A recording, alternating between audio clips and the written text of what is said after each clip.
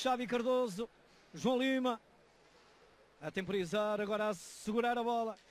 A vir ao encontro de Xavi Cardoso, marcação de um adversário, segunda, tira, ainda a recarga a cair e o golo! Marca o Santos! Cai na área Facu Navarro, a bola sobrou para Hugo Santos, à meia volta, fez aquilo que sabe, posicionado, cá está, esticado e o golo!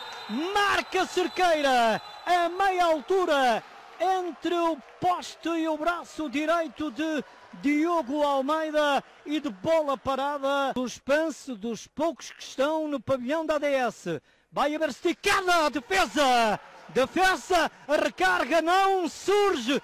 Falha a interseção depois da bola bater na parte. Vai isolado Xavi, vai marcar. Golo! Marca a São Joanense em inferioridade. Bela execução agora de Xavi Cardoso. Pouco menos já no último minuto.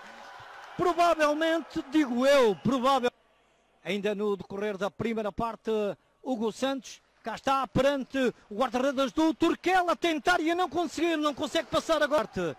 3 contra 3. Agora a esticada de Tiago Mateus contra Xavi.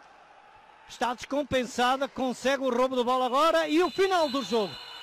Consegue praticamente no último minuto Xavi Cardoso a fazer o golo e a dar a vitória, os 3 pontos à equipa comandada por Vítor Pereira.